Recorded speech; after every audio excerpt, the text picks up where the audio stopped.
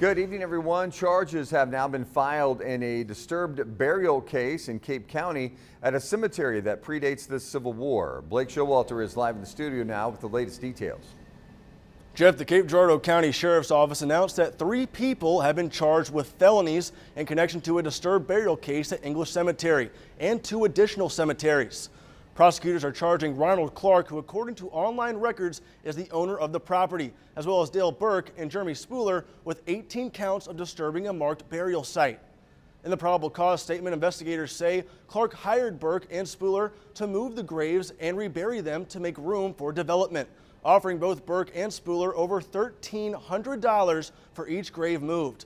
I spoke to Cape Girardeau County Coroner Craig Williams, who took part in the investigation. He tells me the investigation was a large-scale operation that took a lot of work. He adds, as coroner, it's his responsibility to protect the dead.